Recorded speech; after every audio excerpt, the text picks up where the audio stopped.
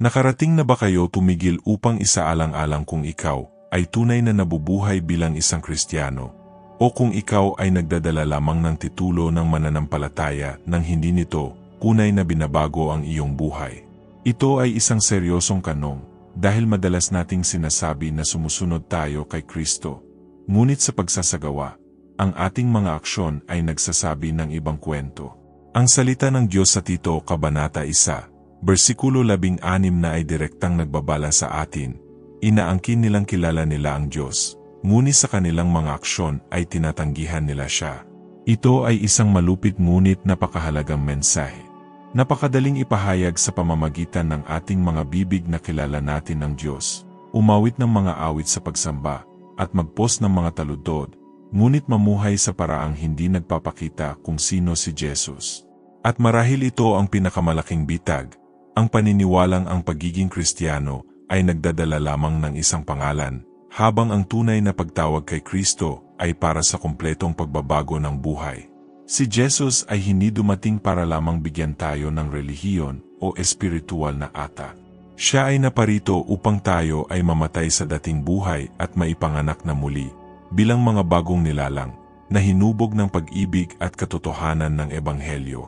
Pag-isipan ito, ilang beses kang automatikong kumugon ng, "Ako ay isang Kristiyano," nang hindi isinasaalang-alang ang bigat ng ibig sabihin ng pahayag na iyon.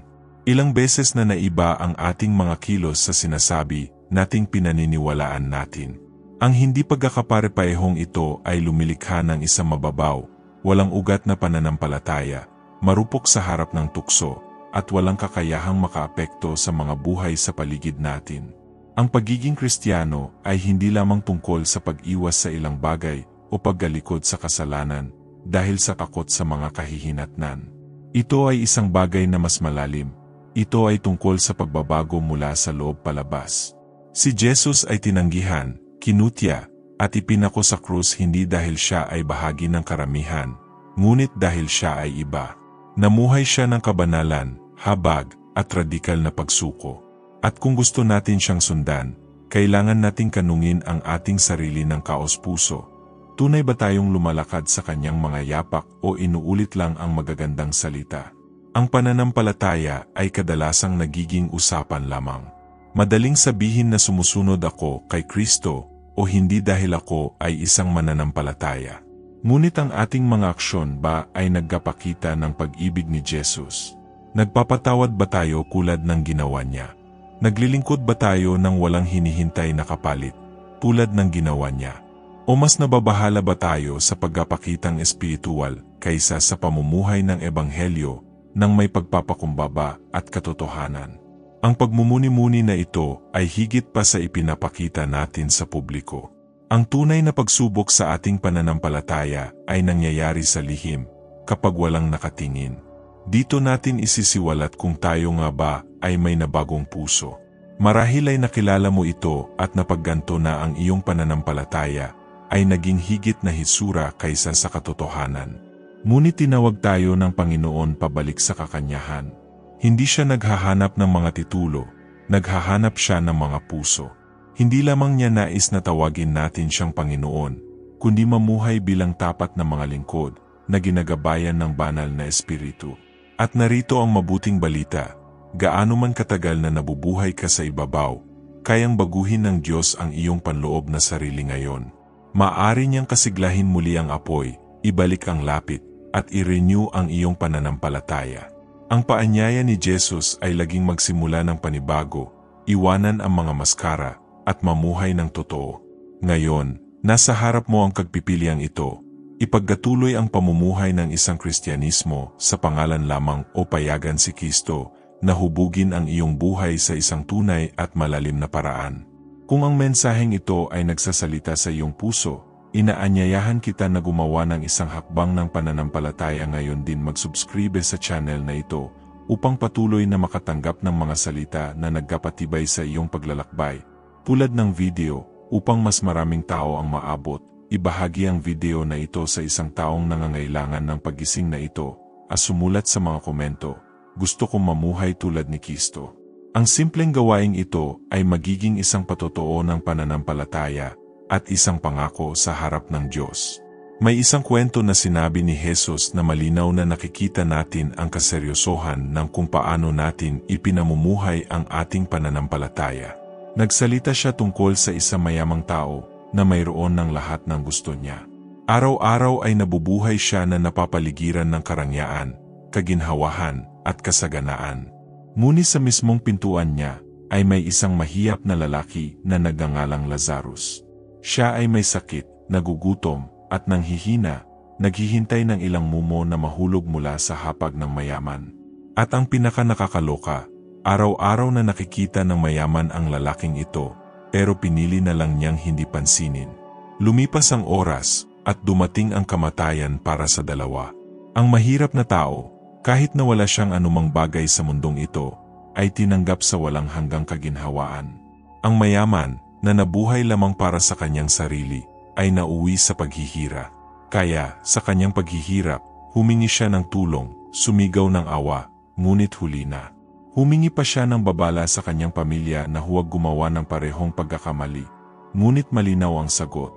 Ang mga hindi nakikinig sa salita ng Diyos ngayon ay hindi makukumbinsi, kahit na may bumalik mula sa mga patay upang bigyan sila ng babala. Ang talinghagang ito ay hindi lamang tungkol sa pera. Ito ay nagsasalita sa isang bagay na mas malalim, ang puso ng tao. Ang problema ay hindi kayamanan, ngunit kawalang interes. Ang mayaman ay may mga mata, ngunit hindi niya nakikita. Mayroon siyang mga mapagkukunan, ngunit hindi siya umabot. Siya ay may buhay, ngunit hindi siya nabuhay para sa Diyos. At dito nag-ugnay ang mensahe sa ating realidad. Gaano kadalas tayo nagiging walang malasaki? Gaano kadalas tayo nagiging mas nababahala sa ating sariling mga hangarin, sa ating mga nagawa, at sa ating mga gawain, at sa huli ay binabalewala ang mga pangangailangan na nasa harap natin. Kung minsan, ang pinakamalaking pagsubok sa ating pananampalataya ay hindi nakasalalay sa mga dakilang gawa, kundi sa maliliit na kilos ng habag. Binabalaan tayo ni Jesus na ang buhay na ating ginagalawan ngayon ay may walang hanggang bigat. Hindi sapat na maniwala lamang sa mga salita. Dapat tayong mamuhay ayon sa pananampalatayang ating ipinahahayag.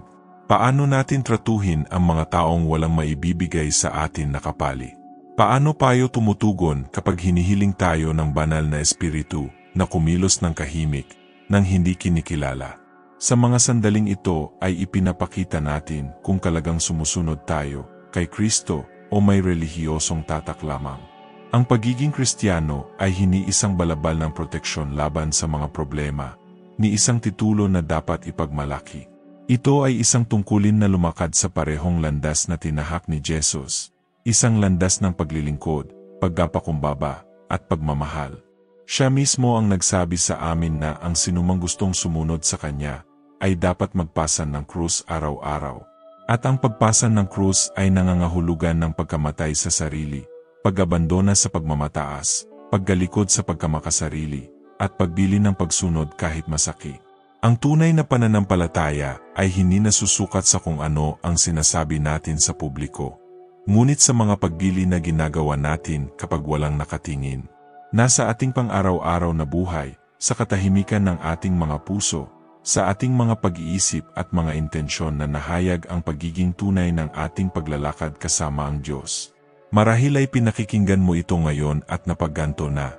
Minsan, namuhay ka na pulad ng mayaman na iyon, nakulong sa sarili niyang mundo, ginulo ng dumaraan, walang pakialam sa walang hanggan. Ngunit alamin ito, habang may buhay, may oras para magsimulang muli. Binibigyan tayo ng Diyos ng pagkakataon ngayon na yayon ang ating mga puso, upang ipagpalit ang kawalang interes sa kahabagan, pagmamataas sa pagpapakumbaba, pagiging mababaw para sa isang buhay at tunay na pananampalataya. At ang desisyong ito ay hindi para bukas, hindi para sa huli. Ito ay para sa araw na ito. Tinatawag tayo ni Jesus na mamuhay sa paraang nagpapakita ng kanyang presensya sa bawat detalye, upang tayo ay maging liwanag sa gitna ng kadiliman. Sa makatuwid, nais kong hikayatin ka na huwag hayaang lumipas ang pagmumuni-muni na ito. Kung ang Diyos ang nagsasalita sa iyo, buksan mo ang iyong puso at hayaang kumilos ang banal na espiritu. Gamitin ang sandaling ito upang mangako sa isang tunay na buhay kay Kristo. At kung gusto mong patuloy na makatanggap ng mga salita na magkapatibay sa iyong pananampalataya, mag-subscribe sa channel ngayon, i-activate ang bell para hindi ka makaligtaan ng anumang mga panalangin, at isulat sa mga komento, pinipili kong mabuhay kay Kristo. Sa ganitong paraan, hindi mo lamang maririnig, kundi ipinapahayag mo rin ang iyong posisyon sa harap ng Diyos. Marahil ang isa sa pinakamakapangyarihang katotohanan na kailangan nating harapin ay hindi sapat ang basta pangalang Kristiyano. Ang pangalan lamang ay hindi nagbabago, hindi nakakatipid, at hindi ginagarantiyahan ang anuman. Ang talagang mahalaga ay kung tunay nating kilala si Kristo, kung tayo ay lumalakad na kasama niya, kung hinahayaan natin ang banal na espiritu na hubugin ang ating pagkatao araw-araw. Ang Biblia ay nagpapaalala sa atin na ang sinumang nagsasabing kilala niya ang Diyos ngunit hindi sumusunod sa kanyang mga utos ay dinadaya ang kanilang sarili. Ang salitang ito ay hindi dumarating upang hatulan tayo, ngunit upang gisingin tayo. Para bang sinasabi sa atin ng Diyos na, "Anak, iha, gusto kong maging totoo ka sa piling ko. Hindi lang sa hisura, kundi sa esensya. Hindi ko gusto ang salita mo lang, gusto ko ang puso mo." Dito kailangan nating maging tapat sa ating sarili.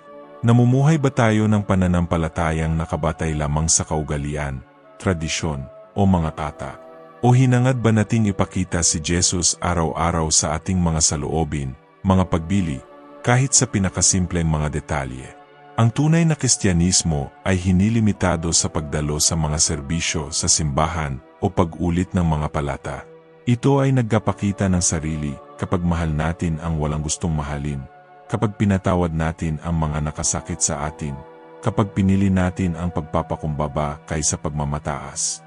Ang pagiging disipulo ni Kristo ay nangangahulugan ng pagpapahintulot sa Kanya, na baguhin tayo mula sa loob palabas. Nangangahulugan ito ng pagpapahintulot sa Kanya na sirain ang ating pagmamataas, dalisayin ang ating mga intensyon, at pamumulaklak sa ating kalooban ang pusong nagnanais na pasayahin ang Diyos ng higit pa sa pagpapahanga sa iba. Ito ang ibig sabihin ng pagiging kagasunod ni Jesus, mamuhay para sa kung ano ang tunay na mahalaga, kahit na ang mundo ay hindi naunawaan, kahit na mahirap, kahit na ito ay nagkakahalaga ng ating sakripisyo. At ang totoo ay hindi madali ang prosesong ito ng pagbabago.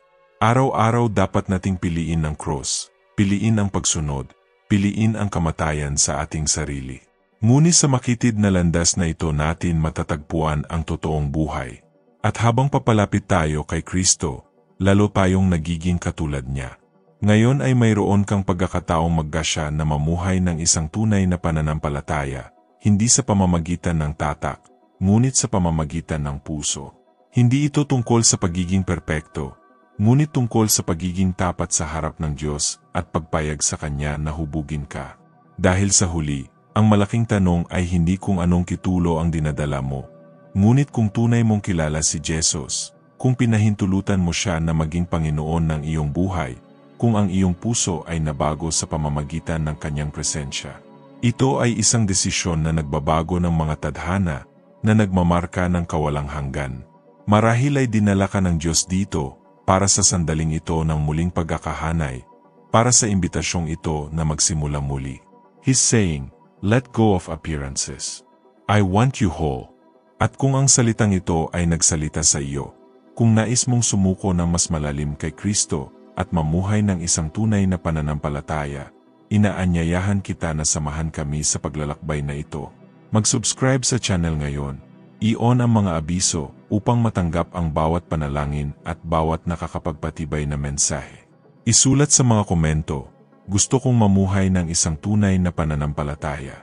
Sa ganitong paraan, hindi mo lamang maririnig, ngunit ipahayag ang iyong desisyon sa harap ng Diyos at kumonekta sa isang komunidad ng pananampalataya na lalakad kasama mo. Gayun din, ibahagi ang video na ito sa isang taong mahal mo.